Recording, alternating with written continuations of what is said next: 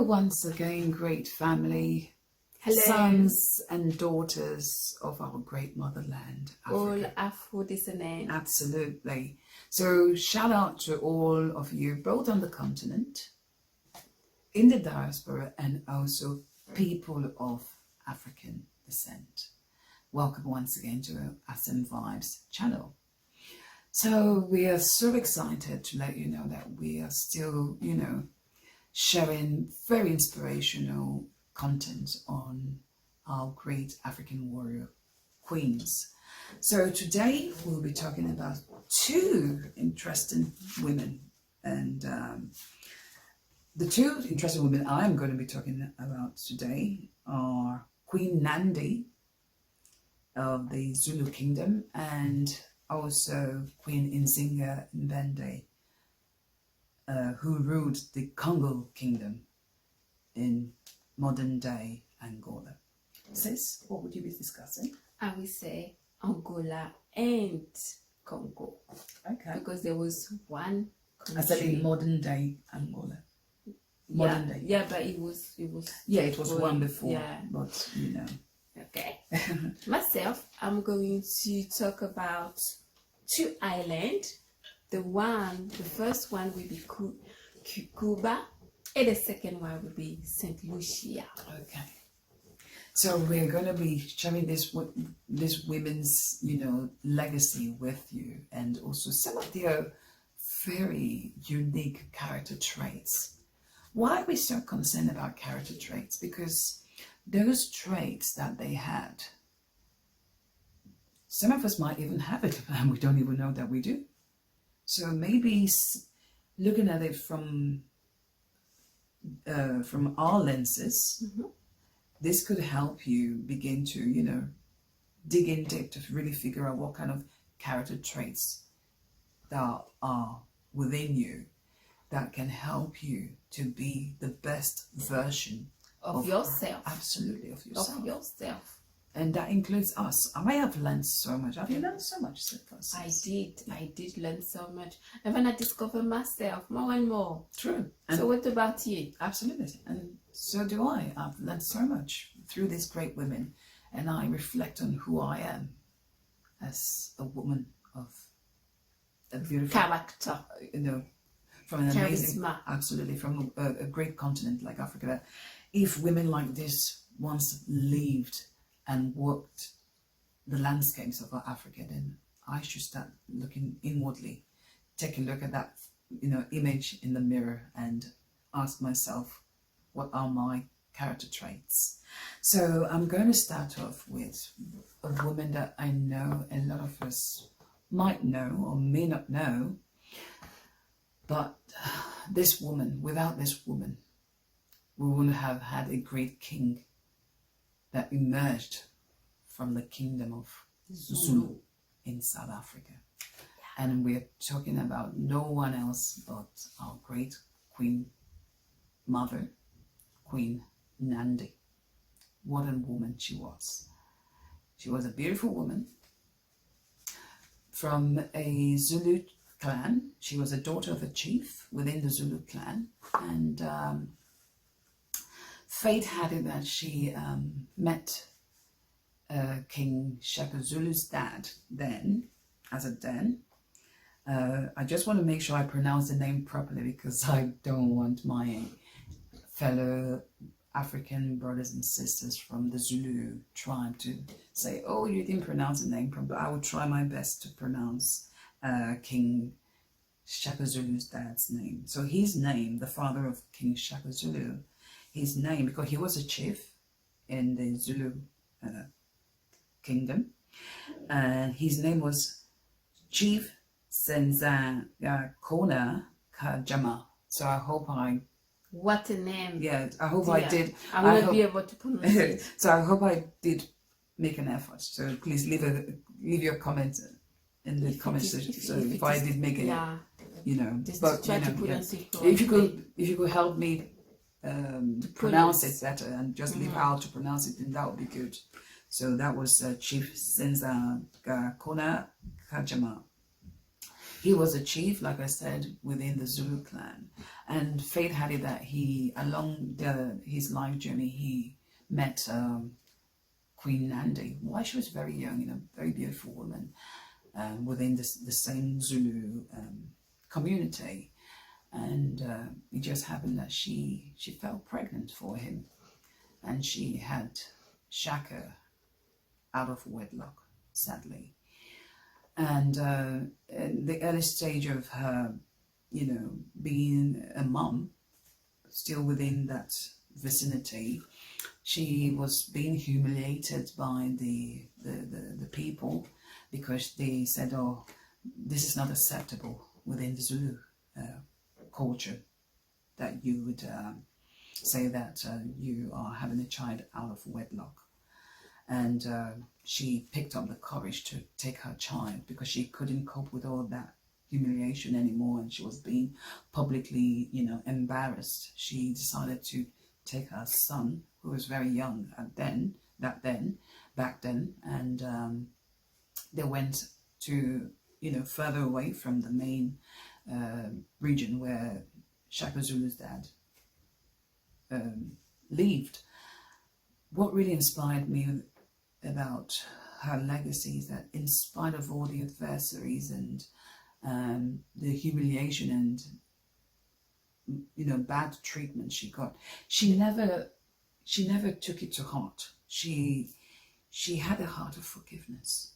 That was something that was very rare, to come by. Exactly. She had a heart of forgiveness. She never, held any bitterness or grudge against her people. Instead, she chose to be the light that needs to shine through, in the midst of all this events of having a child outside, marriage, as it's been seen back then. Mm-hmm. And she was a very good nurturer, She was a woman of great wisdom. She instilled wisdom in her son, Shaka. Shaka Zulu wouldn't have been who he became to be if not for his mum. She was a woman of great wisdom, great power, great strength. She single-handedly raised her son with the support of, the people that surrounded her in her new environment. But she never broke down. She never allowed the stigma to affect her. She said, Or I still the have humiliation. absolutely. She never allowed the stigma to affect her. She still said, I have to face it. I am a mother. I've got a little one that I brought into this world. It's my responsibility to now raise this young man to become someone great. She instilled values that equipped him, knowledge that equipped him, skills that equipped him to be the great king that he was. And not only was she a nurturer, she was a defender, protector. She wanted to protect her son. And another unique quality I liked about her, she was a people's person in a way, a peacemaker, may I say, a peacemaker, because in spite of all what happened to her, she never allowed her son to be affected by it. Instead, she told her son, I would like you to be someone that will bring unity among our people, among tribes. See everyone as the same. That is such a powerful, It is. impact that you can give to your child, And she never, released the frustration on her son. No, not at all. Never. No, not at all. And I think that is a good lesson. Yeah, Never do this. yeah. Never. Absolutely. She loved her son so dearly, and the knowledge and wisdom she, poured into him made him the great man that he became. And she was his best and closest person, because they had no one else to trust apart from themselves, both of them. And she was one of his reliable advisor. He trusted his mum so much. And King Shaka Zulu himself, he held women to a high esteem because he knew the strength and power that women had. And I think he saw that through his mum. Yeah. He saw that in his mom. He saw that in his mom, and she left a good legacy. And she was his advisor till she died. And when she passed away, it had a terrible impact on King Shaka Zulu. I can imagine. Yeah, I can imagine. but he turned up to be a very great king, and he rose up to defend the Zulu kingdom, and also fought against the British colonial forces. And also, he has a great appreciation from the woman. Absolutely. He valued women. Absolutely. He had very high, esteem for women. The reason why he had that is because of his mother. He saw something so much. There was something unique about his mom, and I know it's not just like mother-son relationship. It was more than that. Her unique traits, being a nurturer, a philosopher, she instilled knowledge and wisdom upon him, and it's really helped to build him to become a great man, a woman of peace. What a great king. Peacemaker. She was a peacemaker. Yeah, great woman. Okay. So sis, I would like to pass you on to share your inspiration with the others. Okay, so now we're going to another island, which is Cuba. So on Cuba, we have Carlota Lucumi. So Carlota Lucumi was a Yoruba from Benin Republic. Yeah. She come from there. She has Yoruba been, Kingdom, she was kidnapped as a child and bring to Cuba. So from there, she worked in the plantation, and again, when you escape, you become maroons, and from there, she managed to be leader, but also to bring the maroons to deliver other, to liberate them from exactly captivity. So one of her quality is she was really, really intelligent, but also really how can I say, skilled with music, especially the drums. Because with the drums, she was capable to send coded message and coordinate different series of attacks on slave owners. So imagine the first form of communication, coded communication with drums. So other people will say, oh, they're just playing drums, but in fact she was sending messages. Yeah. So in coding other words, messages from drums. Absolutely. So in other words, coding technology began in Africa. Exactly. Coding technology began in our motherland, Africa. So it's not a new technology. It was already in existence thousands of years ago in our motherland, Africa.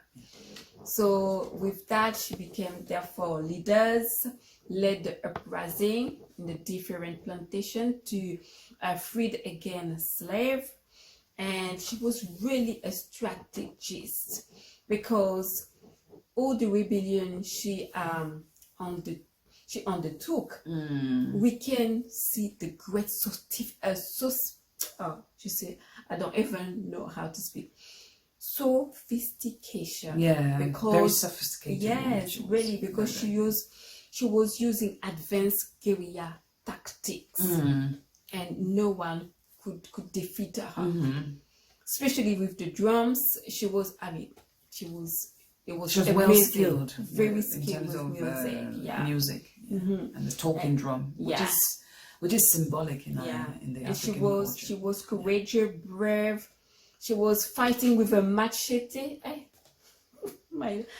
Don't do this, but just to show how courageous and fearless she was. So we shouldn't be scared of anything. Absolutely. When we have something to do, something good to do, not only for you but for others. Just go and do it. Yeah. Okay, so And stand for what is right. Exactly. Stand for justice. Justice. Fight against injustice. And righteousness. Absolutely. Always justice and righteousness. Absolutely. Two keys. Don't be wise. Absolutely. And don't be afraid to stand for what is right. Exactly. Because that is what is expected of us.